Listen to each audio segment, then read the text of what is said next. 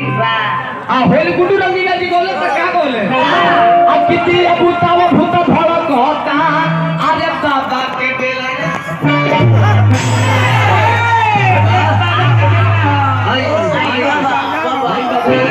अरे कितनी भूतावा भूता भड़क होता अरे बाबा के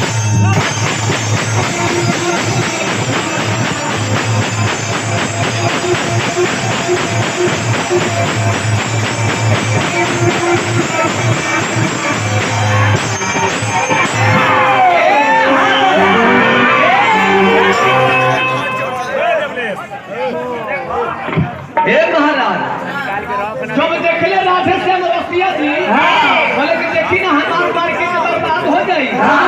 हम क्यों कौन बनी तो उ जान तनी का बोले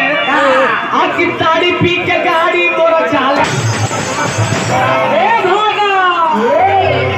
आज की ताड़ी पी के गाड़ी मोरा चाल तुम वो भी ले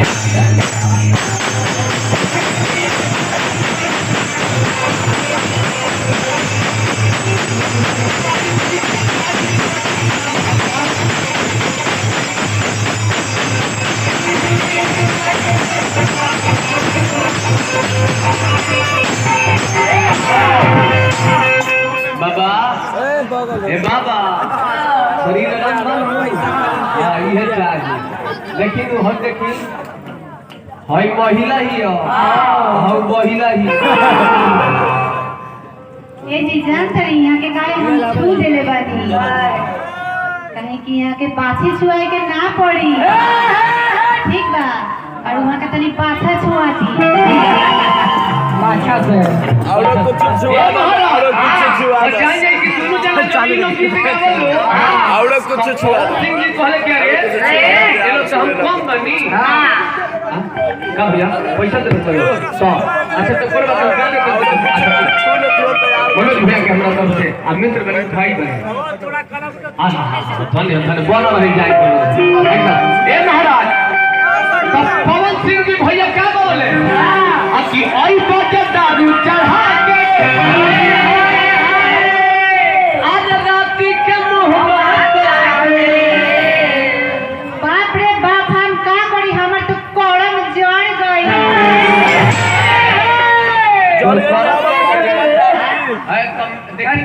रुपए का तो कमर रे सुरेश चाचा भाई हई देखिए हई जोड़ी हो हई जोड़ी लगा था कि ना एगो हई बाप रे बाप 40 बरिस के कहां से बिलाई खनी लेकिन एक मुंह देखिए हई आगवा के 4 गो दांतवा लगावल ऐसे हंसत नहीं कि भक्त के 4 गो दांतवा बम देखी भजन बनी आज तक भैनी का के सवाल ले लिया भैनी खाती भैनी लौकत है ए तो ऐसा के दारू चढ़ा के आज राती के मुंह महका के का करे अरे तो हम सुनते जाई भो अरे पाछा से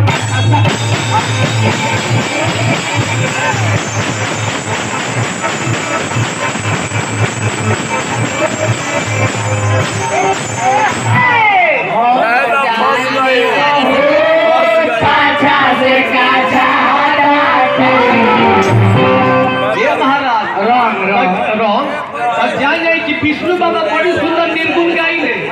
विष्णु ओझा जी वहां के जानकारी क्या गावत नहीं आखी बजर रंग बोली अरे हेली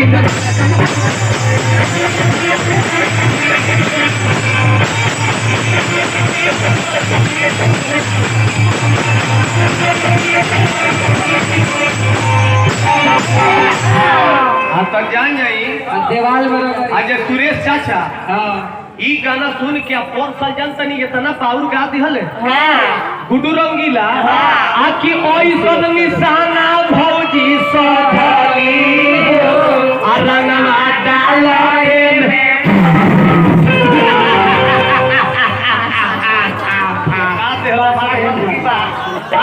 हाँ तो अब तनी होली में आ जाला बबुआ